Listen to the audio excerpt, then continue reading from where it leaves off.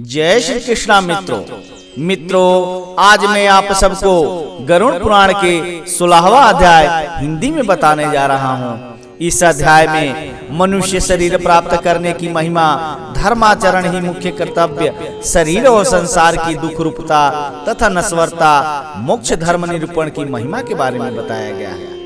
मित्रों, हिंदू धर्म के वेद पुराण में गरुड़ पुराण एक है। गरुड़ पुराण हिंदू धर्म में मृत्यु के बाद सद्गति प्रदान करने वाला है। इसलिए मृत्यु के बाद गरुड़ पुराण की कथा के श्रवण का प्रावधान है।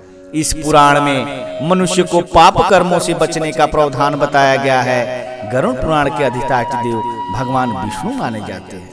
भगवान विष्णु तथा गरुड़ के संवाद में गरुड़ पुराण पापी मनुष्यों की इस लोक तथा प्रलोक में होने वाली दुर्गति, 10 गात्र के पिंडदान से यातना देह का निर्माण के बारे में बताया गया है। इसलिए यह गरुड़ पुराण हमें सत्कर्मों को करने के लिए प्रेरित करता है। इसमें भक्ति, ज्ञान, वैराग्य, सदाचार, निष्काम कर्म की महिमा के साथ साथ यज्ञ, दान, तप, तीर्थ आदि शुभ कर्मों में व्यक्ति को प्रवृत्ति करने के लिए अनेक अलौकिक और परलौकिक फलों का वर्णन किया गया है। मित्रों, अगर आप इस चैनल पर नए हैं और अभी तक आप इस चैनल के पिछले अध्याय नहीं देखे हैं और आप इस चैनल को सब्सक्राइब नहीं किया है तो प्लीज इस चैनल को सब्सक्राइब कर लीजिए, क्योंकि मैं इस चैनल पर हिंदू सनातन धर्म से जुड़ी व्रत त्योहार, पूजा पाठ और वेद पुराणों में वर्णित सिद्ध चमत्कारी मंत्रों के वीडियो रेगुलर बेस पर लेकर आता रहता हूँ, जिसका नोटिफिकेशन आप सबसे पहले मिले और आप इसका लाभ प्राप्त कर सके। आइए अब शुरू करते हैं गरुड़ पुराण का 16वां अध्याय। मित्रों, गरुड़ जी ने कहा, हे दया सिंधु, अज्ञान के कारण जीव जन्म मरण रूपी संसार चक्र में पड़ता है, यह मैंने आपसे सुना। अब मैं मोक्ष के सनातन उपाय को सुनना चाहता हूँ। हे भगवान, हे देव देवेश, हे शरणागत वत्सल, सभी प्रकार के दुखों से मलिन तथा सार रहित इस भयावह संसार में अनेक प्रकार के शरीर धारण करके अनंत जीव राशियां उत्पन्न होती है और मरती है, उनका कोई अंत नहीं है। ये सभी सदा दुख से पीड़ित रहते हैं, इन्हें कहीं सुख प्राप्त नहीं होता। हे मोक्षेश, हे प्रभु, किस उपाय के करने से इन्हें संस्कृति चक्र से मुक्ति प्राप्त हो सकती है, इसे आप मुझे बताइए। श्री भगवान ने कहा, हे ताक्षर्य, तुम इस विषय में मुझसे पूछते हो, मैं बतलाता हूँ, इसे ध्यान से सुनो। जिसके सुनने मात्र से मनुष्य संसार से मुक्त हो जाता है, वह परम ब्रह्म परमात्मा, निष्कल यानी कला रहित परम ब्रह्म स्वरूप, विश्व स्वरूप, सर्वज्ञ, सर्वेश्वर, निर्मल तथा अद्वैत यानी द्वैत भाव रहित है। वह परमात्मा स्वतः प्रकाश है, अनादि, अनंत, निर्विकार, परात्पर, निर्गुण और सच्चित आनंद स्वरूप है। यह जीव उसी का अंश है। जैसे अग्नि से बहुत से स्फुलिंग अर्थात चिंगारियां निकलती है, उसी प्रकार अनादिकाल के किए जाने वाले कर्मों के परिणाम स्वरूप देहादि उपाधि को धारण करके जीव भगवान से पृथक हो गए हैं।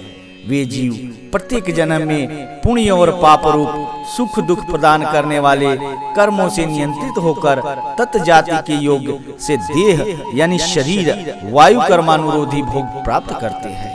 हे खग, इसके पश्चात भी वे अत्यंत सूक्ष्म लिंग शरीर प्राप्त करते हैं और यह कर्म मोक्ष पर्यंत स्थित रहता है।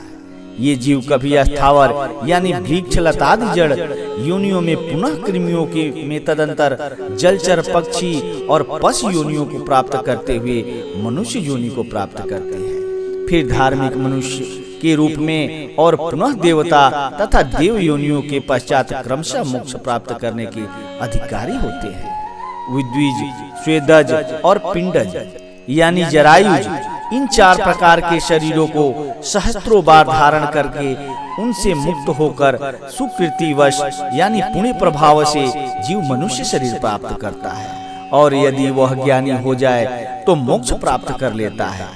जीवों की 84 लाख योनियों में मनुष्य योनि के अतिरिक्त अन्य किसी भी योनि में तत्व ज्ञान प्राप्त नहीं होता। पूर्वोक्त विभिन्न योनियों में हजारों हजार करोड़ों बार जन्म लेने के अनंतर उपार्जित पुण्य पुंज के कारण कदाचित मनुष्य योनि प्राप्त नहीं होता। मोक्ष प्राप्ति के लिए सोपानभूत यह दुर्लभ मनुष्य शरीर प्राप्त करके इस संस्कृति चक्र से जो अपने को मुक्त नहीं कर लेता उससे अधिक पापी और कौन होगा।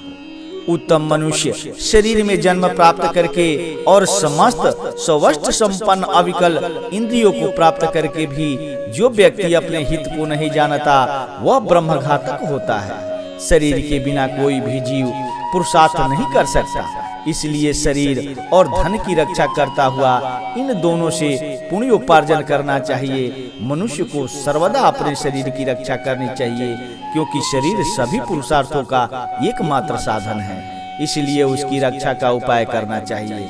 जीवन धारण करने पर ही व्यक्ति अपने कल्याण को देख सकता है। गांव, क्षेत्र, धन, घर और शुभ कर्म पुनः पुनः प्राप्त हो सकते हैं, किंतु मनुष्य शरीर पुनः पुनः प्राप्त नहीं हो सकता। इसलिए बुद्धिमान व्यक्ति सदा शरीर की रक्षा का उपाय करते हैं। कुष्ठ आदि रोगी भी अपने शरीर को त्यागने की इच्छा नहीं करते। शरीर की रक्षा धर्माचरण के उद्देश्य से और धर्माचरण ज्ञान प्राप्ति के उद्देश्य से ज्ञान, ध्यान एवं योग की सिद्धि के लिए और फिर ध्यान योग से मनुष्य अविलंब मोक्ष को प्राप्त कर लेता है। यदि मनुष्य स्वयं ही अपने आत्मा का हित से निवारण नहीं कर लेता तो आत्मा का दूसरा कौन हितैषी होगा जो आत्मा को तारेगा। जो जीव मनुष्य के शरीर में रहकर इसी जन्म में नरक रूपी व्याधि की चिकित्सा नहीं कर लेता, वह परलोक में जाने पर जहाँ औषध नहीं प्राप्त है, नरक व्याधि से पीड़ित होने पर फिर क्या कर सकेगा। वृद्धावस्था बाघिनी के समान सामने खड़ी है। फूटे हुए घड़े के गिरने वाले जल की भांति प्रतिक्षण आयु समाप्त होती जा रही है। रोग शत्रु की भांति प्रहार कर रहे हैं। अतः श्रेय प्राप्ति के लिए जीव को अभ्यास करना चाहिए। जब तक दुख प्राप्त नहीं होता, जब तक आपत्तियां घेर नहीं लेती और जब तक इंद्रियों में वैकल्य यानी शिथिलता नहीं आ जाता, तब तक श्रेय प्राप्ति के लिए जीव को प्रयास करते रहना चाहिए। जब तक यह शरीर है तभी तक तत्व ज्ञान का अभ्यास करना चाहिए। भवन में आग लग जाने पर कौन ऐसा दुर्बुद्धि मनुष्य है जो कुआं खोदना प्रारंभ करता है। बहुविधि संसारिक कार्य प्रपंचों में व्यस्त रहने के कारण काल का ज्ञान नहीं होता। यह क्लेश की बात है कि मनुष्य अपने सुख दुख और हित की बात को नहीं समझता। संसार में जीवों की उत्पन्न होते हुए, रोग आदि से दुखी होते हुए, मृत्यु प्राप्त करते हुए और आपत्तिग्रस्त तथा दुखी देखकर भी संसारिक मनुष्य मोह रूपी मद आदि को पीकर कभी भी भयभीत नहीं होता। भौतिक संपत्ति स्वप्न के समान नश्वर क्षण भंगुर है। यौन भी मनुष्य के समान मुरझा जाने वाला है। आयु बादलों में चमकने वाली बिजली के समान चंचल है। यह सब जानते हुए भी मनुष्य को कैसे धैर्य हो सकता है।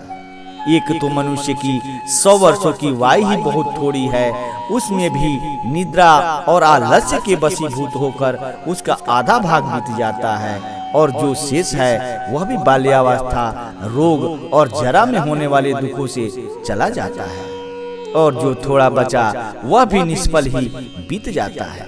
प्रारंभ करने वाले कार्य के विषय में जो उद्योग नहीं करता और जहाँ ब्रह्म चिंतन आदि में जागरूक रहना चाहिए वहाँ वह सोता रहता है। इसके विपरीत जहाँ सदा सदा भय विद्यमान है यानी उस संसार में वहाँ वह विश्वस्त है, ऐसा जो मनुष्य है वह अभागा क्यों नहीं मारा जाएगा। जल में उठने वाले फेन के समान अतीव क्षण भंगुर देह को प्राप्त करके जीवात्मा उसमें स्थित रहता है। यह शरीर उसको प्रिय संवास के रूप में प्रतीत होता है, किंतु इस अनित्य शरीर में जीवात्मा निर्भय होकर कैसे रह सकता है। जो अहित करने वाले विषय भोगों में ही हित बुद्धि रखता है तथा अनिश्चित यानी पुत्र कलत्र देह गेहादि को अस्थायी समझता है और भौतिक धन संपत्ति आदि अनर्थकारी वस्तुओं में जो अर्थ बुद्धि रखता है वो अपने परमार्थ को नहीं जानता। जो यह जगत किसी का नहीं हुआ ऐसा देखते हुए भी गिर रहा है और आत्मज्ञान विषय को वचनों को सुनते हुए भी जिसे बोध नहीं होता, पढ़ के भी उसका अर्थ नहीं समझता, ऐसा इसलिए होता है कि जीव भगवान की माया से मोहित है। मृत्यु, रोग और जग रूपी ग्रहों के द्वारा गंभीर काल सागर में डूबते हुए इस जगत को कोई भी नहीं जान पाता। प्रतिक्षण क्षीण होते हुए भी इस काल की सूक्ष्म गति को जीव वैसे ही नहीं जान पाता जैसे कच्चे घड़े में स्थित जल के विगलित होने का ज्ञान नहीं हो पाता। कदाचित वायु को बांधना संभव हो सकता है, आकाश को खंड खंड करने की, तरंगों के गुम्फन की कल्पना भी संभव हो सकती है, परंतु वायु के शाश्वत होने की आस्था कदापि नहीं हो सकती है। जिस काल के द्वारा जल जाती है, मेरु पर्वत भी चूर चूर हो जाता है, सागर का जल भी सूख जाता है, उस काल से मनुष्य शरीर की रक्षा की क्या कथा। मेरा पुत्र, मेरी पत्नी, मेरा धन, मेरा बांधव, इस प्रकार मैं कहते हुए मनुष्य रूपी बकरे को हठ पूर्वक काल रूपी भेड़िया मार डालता है। यह मैंने कर लिया, यह करना शेष है, यह दूसरा कार्य भी अभी कुछ करना बाकी है। इस प्रकार की इच्छा से युक्त मनुष्य को यमराज अपने वश में कर लेते हैं।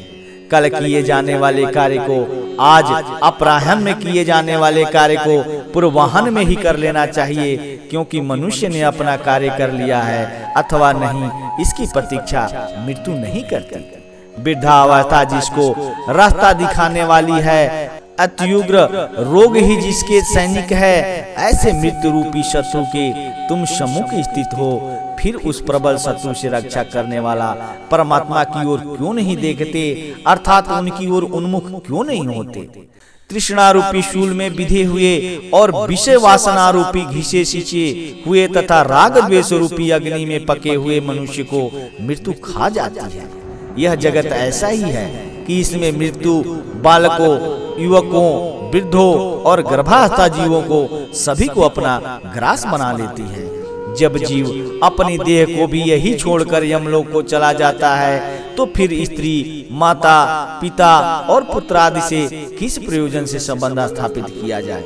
यह संसार दुख का मूल कारण है, इसलिए इस संसार से जिसका संबंध है वही दुखी है, और जिसने इस जगत का त्याग किया वही मनुष्य सुखी है।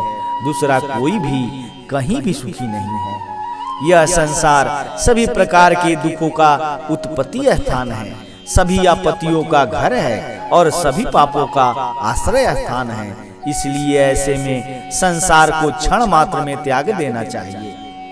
लौह एवं लकड़ी के पासों में बंधा हुआ मनुष्य मुक्त हो सकता है, किंतु पुत्र और पत्नी रूपी पासों में बंधा हुआ मनुष्य कभी भी मुक्त नहीं हो सकता। मनुष्य अपने मन को प्रिय लगने वाले इस जगत में जितने पदार्थ से संबंध बनाता जाता है, उतनी ही अधिक शोक की कीलें उसके हृदय में गड़ती जाती है।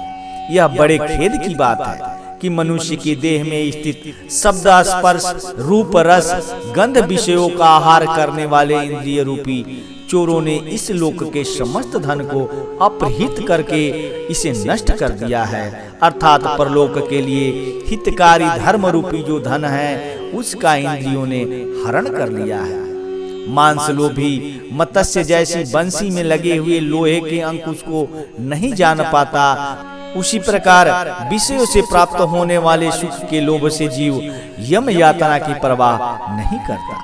हे गरुण, जो अपने हित और अहित को नहीं जानते, सदा कुमार्ग पर चलने वाले हैं और मात्र पेट भरने में ही जिनका सारा अध्याभ्यास रहता है, वे मनुष्य नरकगामी हैं। हे गरुण, जो अपने हित और अहित को नहीं जानते, सदा कुमार्ग पर चलने वाले हैं और मात्र पेट भरने में ही जिनका सारा अध्यवसाय रहता है, वे मनुष्य नरकगामी हैं। निद्रा, मैथुन और आहार आदि की स्वाभाविक प्रवृत्ति सभी प्राणियों में समान रूप से विद्यमान रहती है। उनमें जो वास्तविक हित अहित को जानने वाला ज्ञानवान है वह मनुष्य कहा जाता है, और उस ज्ञान से जो शून्य है वह पशु कहलाता है।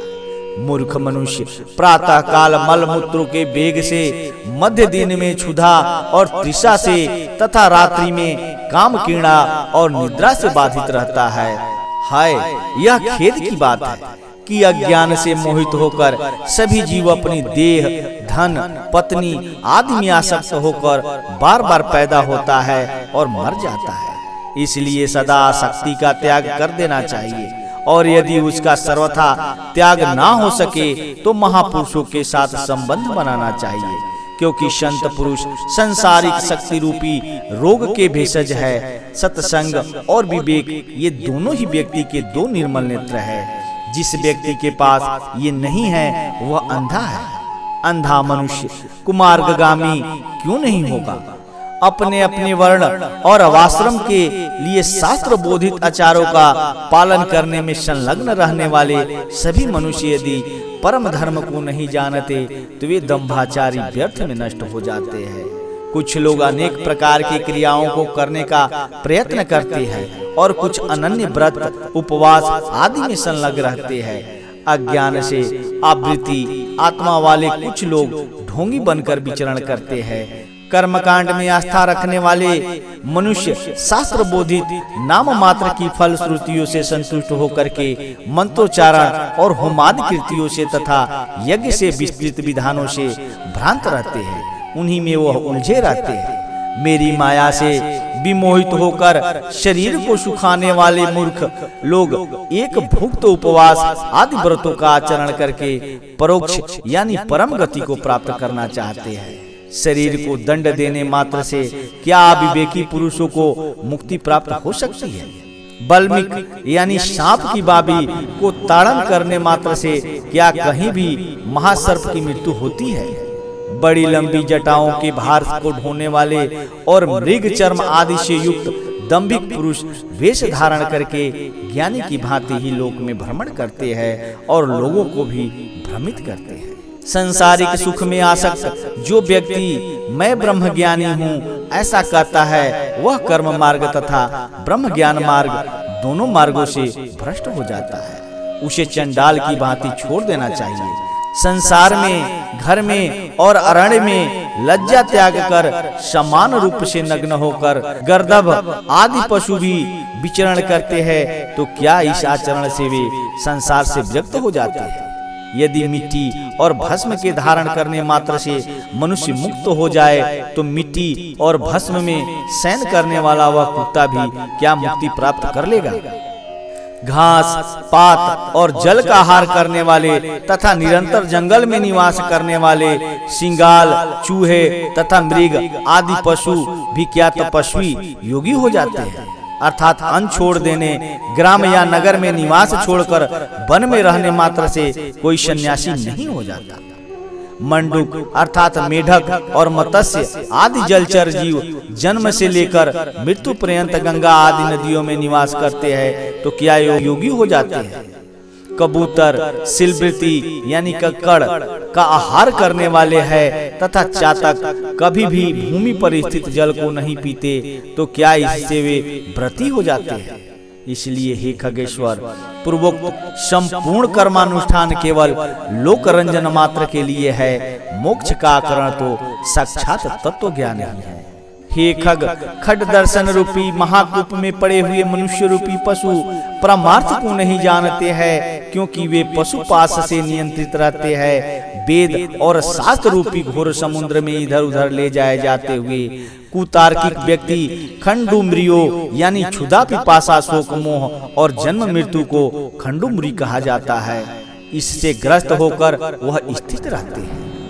वेद शास्त्र और पुराणों को जानने वाला भी जो मनुष्य परमार्थ को नहीं जानता, विडंबना ग्रस्त उसका पूर्वोक्त संपूर्ण ज्ञान कौवे के कांव कांव करने जैसा है। परम तत्व से परांडमुख जीव यह ज्ञान है, यह ज्ञेय है, इसी चिंता से व्याकुल होकर रात दिन शास्त्रों का अध्ययन करता है। काव्योचित अलंकारों से सुशोभित गद्य वाक्य रचना या छंदोबद्ध कविता की रचना करने पर भी विषयोपभोग के प्रति ललायित इंद्रियों वाले तत्व ज्ञान रहित मूढ़ व्यक्ति नाना चिंताओं के कारण दुखी रहते हैं। परम तत्व की प्राप्ति तो अनन्य प्रकार से होती है, किंतु लोग अनन्य प्रकार के उपाय करके क्लेश प्राप्त करते हैं। शास्त्र का भाव तो कुछ और होता है, परंतु वे उसकी व्याख्या कुछ दूसरे प्रकार से करते हैं। कुछ अहंकारी व्यक्ति गुरुपदेश आदि को प्राप्त न करके भी उन मीन भाव के विषय में कहते हैं, पर वे स्वयं उसका अनुभव नहीं करते। बहुत से लोग वेद और शास्त्र का अध्ययन तो करते हैं और परस्पर एक दूसरे को बोध भी कराते हैं, तात्पर्य समझाते हैं, पर वे परम तत्वों के विषय में उसी प्रकार कुछ नहीं जानते जिस प्रकार कलछी पाक रस को नहीं जानती। पुष्प को धारण तो सिर करता है, किंतु उस पुष्प का गंध को नासिका ही जानती है। ठीक इसी प्रकार वेद और शास्त्र का अध्ययन में उसी प्रकार भटकता फिरता रह जाता है, जैसा कोई मूर्ख ग्वाला अपनी कोख में बकरे को पकड़े रखने पर भी उसी को खोजने के लिए कुएं में देखता है। संसार के मोह का नाश करने के लिए शास्त्र के शब्दों के अर्थ को जानना मात्र पर्याप्त नहीं है। दीपक की बात से कभी अंधकार की निवृत्ति नहीं हो सकती। बुद्धिहीन मनुष्य का पढ़ना अंधे व्यक्ति के दर्पण देखने के समान व्यर्थ है। अतः बुद्धिमान व्यक्ति को ही शास्त्रीय तत्व ज्ञान का लक्षण हो सकता है, अर्थात बुद्धिमान को ही तत्व ज्ञान लक्षित हो सकता है। जो यह ज्ञान यहाँ है, इसे जानना चाहिए। इस प्रकार बुद्धि करके शास्त्र में प्रतिपाद सब कुछ सुनना चाहता है, वह 1000 दिव्य वर्षों की आयु प्राप्त करके भी शास्त्रों का अंत प्राप्त नहीं कर सकता। अनेक शास्त्र है, आयु अल्प है, जिसमें करोड़ों विघ्न हैं। इसलिए जैसे हंस जल के मध्य से दूध को ग्रहण कर लेता है, उसी प्रकार बुद्धिमान व्यक्ति को भी शास्त्र के सार तत्वों का ज्ञान प्राप्त करना चाहिए।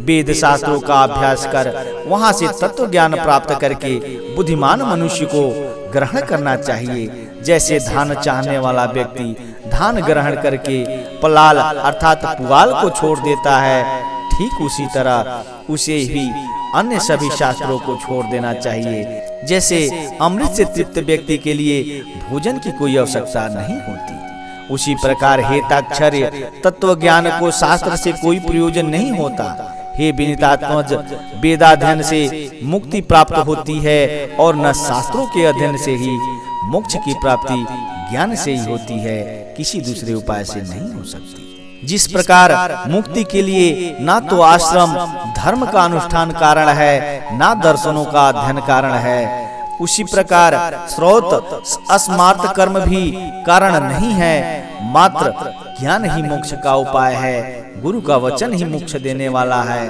अन्य सब विदाएं विडंबना मात्र है। लकड़ी के हजारों भारों की अपेक्षा एक संजीवनी ही श्रेष्ठ है। कर्मकांड और वेद शास्त्र आदि के अध्ययन रूपी परिश्रम से रहित केवल गुरु मुख से प्राप्त अद्वैत ज्ञान ही कल्याणकारी कहा गया है। अन्य करोड़ों शास्त्रों को पढ़ने से कोई लाभ नहीं। वेदादि आगम शास्त्रों का अध्ययन तथा विवेक, इन दो साधनों से ज्ञान प्राप्ति होती है। आगम से शब्द ब्रह्म का ज्ञान प्राप्त होता है और विवेक से परम ब्रह्म का ज्ञान प्राप्त होता है। कई विद्वान अद्वैत को वास्तविक परम तत्व स्वीकार करते हैं, कुछ अन्य विद्वजन द्वैत तत्व को ही प्रतिष्ठा चाहते हैं, किंतु द्वैत और अद्वैत से पृथक सभी के लिए समान रूप से स्वीकार्य है। परम तत्व को कोई नहीं जानता। न मम यानी मेरा नहीं और मम मेरा है, ये दो पद यानी भावनाएं ही बंधन और मोक्ष के कारण है। मम यानी मेरा है, बुद्धि करने से प्राणी बंधन को प्राप्त होता है, और मेरा नहीं है, इस प्रकार की भावना करने से मुक्त होता है। कर्म वही है जो बंधन का हेतु नहीं होता, तथा विद्या वही है जो मोक्ष प्रदान करा दे, और इससे अतिरिक्त कर्म केवल श्रम मात्र के हेतु है, जो शरीर के लिए क्लेशप्रद है। अनन्य प्रकार की विद्या शिल्पाचार्य मात्र है। जब तक कर्म किए जाते हैं, जब तक संसार में आसक्ति रहती है, जब तक इंद्रियों का चंचलय बना रहता है, तब तक तत्व ज्ञान की बात ही कहाँ हो सकती है। जब तक देहाभिमान यानी देह को अपना स्वरूप मानना है, जब तक ममता रहित है, जब तक प्रयत्नों का वेग रहता है, जब तक संकल्प की कल्पना रहती है, जब तक मन स्थिर नहीं हो जाता, जब तक शास्त्र का चिंतन नहीं किया जाता, तथा जब तक गुरु की कृपा नहीं प्राप्त होती, तब तक तत्व ज्ञान की चर्चा ही कहाँ होती है। तप, व्रत, तीर्थ, जप, होम तथा पूजा आदि सत्कर्मों का अनुष्ठान तथा वेद शास्त्र और आगम की कथा तभी तक उपयोगी है जब तक जीव को तत्व ज्ञान प्राप्त नहीं हो जाता। इसलिए हेताक्षर्य, यदि अपने मोक्ष की इच्छा हो तो सर्वदा संपूर्ण प्रयत्नों का सभी अवस्थाओं में निरंतर अनुष्ठान करके तत्व ज्ञान की प्राप्ति में संलग्न रहना चाहिए। जो प्राणी आदि भौतिक, आदि दैविक, आध्यात्मिक तापत्रय से सदा संतप्त रहता है, उसे मोक्ष वृक्ष की छाया का आश्रय करना चाहिए, जिस मोक्ष वृक्ष का पुष्प धर्म और ज्ञान स्वरूप है तथा फल स्वर्ग है, मोक्ष है। इसलिए श्री गुरुमुख से आत्म विषयक ज्ञान प्राप्त करना चाहिए। ज्ञान हो जाने पर प्राणी इस घोर संसार बंधन से सुख पूर्वक मुक्त हो जाता है। हे ताक्षर, मैं तत्वज्ञानी पुरुषों के द्वारा किए जाने वाले अंतिम कृत्य के विषय में तुम्हें बताता हूँ, इसे ध्यान से सुनो। जिस उपाय को करके जीव को ब्रह्म निर्वाण संज्ञक मोक्ष की प्राप्ति होती है, अंत काल में आ जाने पर पुरुष भय छोड़कर अनासक्ति रूपी शस्त्र से देह गेहादि विषय ममत्व को काट डाले, वह धीर पुरुष घर से निकलकर पवित्र तीर्थ के जल में स्नान करके पवित्र और एकांत देश में विधिवत आसन लगाकर बैठ जाए और शुद्ध परम त्रिवित ब्रह्म रक्षा अर्थात ओंकार का मन से अभ्यास करे तथा ब्रह्म बीज स्वरूप ओंकार का निरंतर स्मरण करके श्वास को जीत कर मन को नियंत्रित करे। बुद्धि रूपी साथी की सहायता से मन रूपी लगाम के द्वारा इंद्रियों के विषय में निगृहित कर ले और कर्मों के द्वारा अक्षिप्त मन को बुद्धि की सहायता से शुभ अर्थ में अर्थात परम ब्रह्म के चिंतन में लगा दे।